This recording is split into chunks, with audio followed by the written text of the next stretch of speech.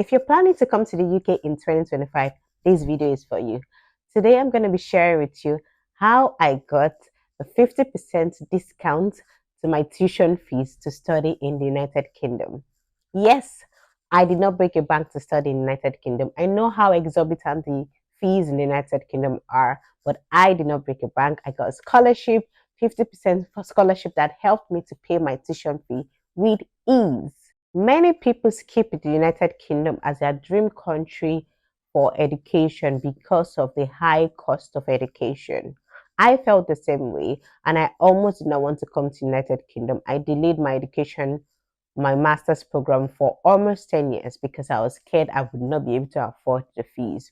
Now, after my NYC, I applied to some schools in United Kingdom. This was way back in 2016. I got admission, but the fees were too high for me to pay. So I had to try to save up.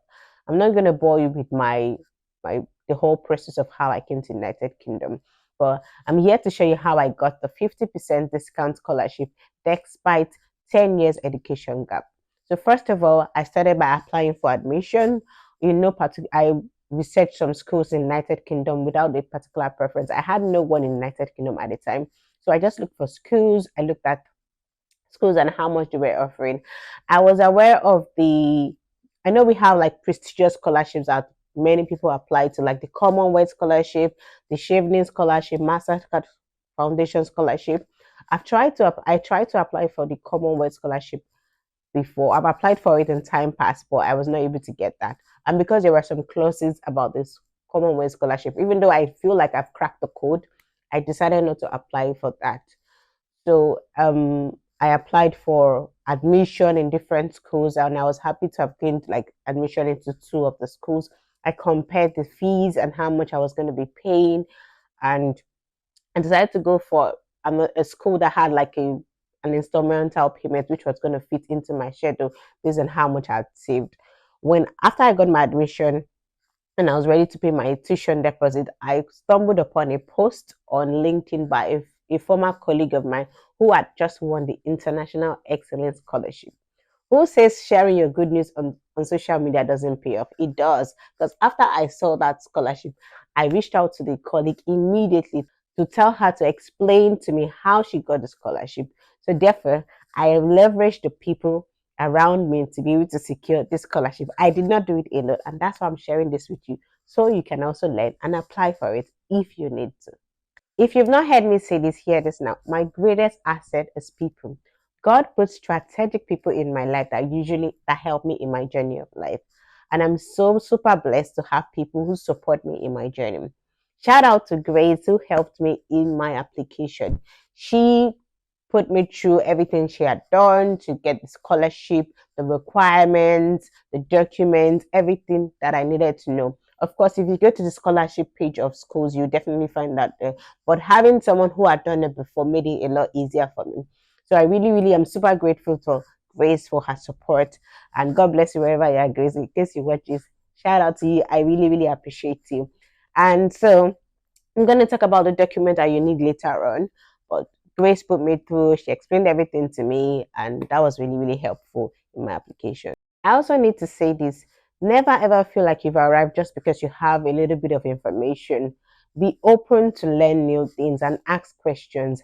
I always say that it is good to leverage your predecessors. If there's someone who is around your corner who has done something before, ask them questions, learn from their experiences. Don't think, oh, I know it or I have it all figured out, when you could easily learn from others. So that's what I did. I asked Grace to help me.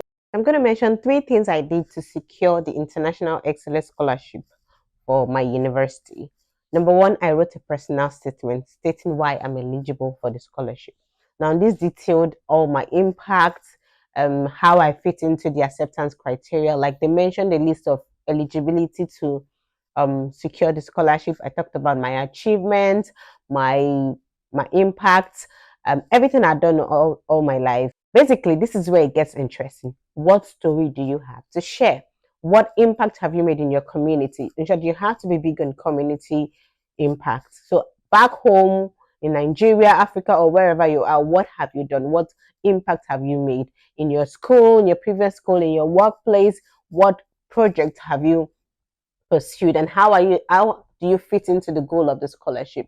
Now, if it is academic excellence you want to leverage on, then you should talk about it. Like I had a first class in my BSc, so I talked about my commitment to excellence and how I needed to, I was going to be committed to my studies and I'm going to make the university proud. So I talked about my commitment to excellence, my research work in time past, my community development, the story, basically my story.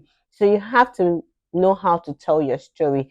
Thank God we have AI these days, but I would say if you want to use AI, you have to use AI strategically. You have to use AI to give you the point, not to write your entire essay. But I wrote my essay myself. I talked about my personal story. So my personal statement was strong. If you want me to talk about personal statement, maybe I'll do that in another video. But your personal statement is your opportunity to tell your story. So you have to say it in a convincing manner that whoever reads it will be willing to consider you for the scholarship. During my time, we were just two that got this scholarship, and I was privileged to be among the two, and I really thank God for that. So my personal statement was very strong, which I used, and I had to show that with my friends, a couple of people who helped me to preview and be sure that it was free of grammatical error, no issues, and it was good. Secondly, I provided reference. I provided academic reference and work reference.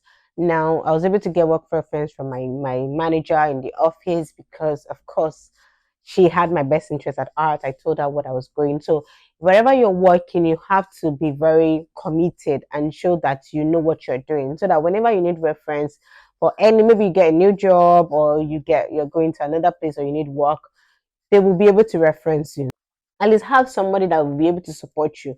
And if you are a committed and diligent and creative worker, there will definitely be someone that can at least reference you. I had good relationship with my academic professors back in Nigeria. So I was able to message one or two of them, send them an email, and they were happy to reference me. So you would need academic and work references for most scholarships. Or even if you maybe you have it's been long you left school, you should be able to get at least work reference or character reference from people who can testify of your character and be able to recommend you for the scholarship. Also, I provided evidence of work done.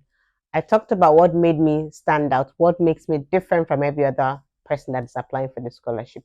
So I talked about my leadership potentials, all the projects that I'd done.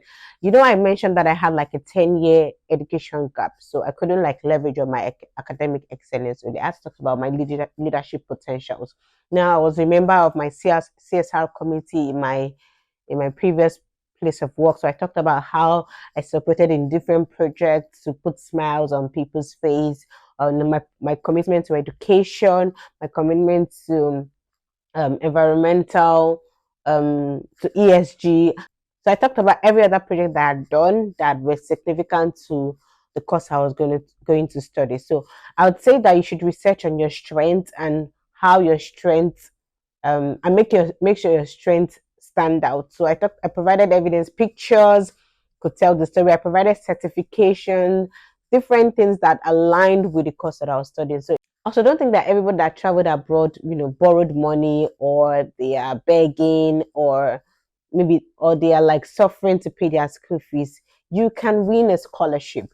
All you need to do is to go and do your research. Almost every school have scholarships that they offer. We have the Great Scholarship, we have International Excellence Scholarship, we have certain scholarship for people from certain countries, Nigeria inclusive. We have the Commonwealth Scholarship, we have Chevening. Go and do your research. Look at what the requirements are. Look at what they need you to do and start gathering the requirements. I was listening to someone and she was like, when she looked at the requirements for certain scholarships, she's just discouraged from applying. I'm like, so why do you want to get why do you want somebody to pay your school fees and not ask you question? You have to explain why you are the best person for them to give the scholarship to.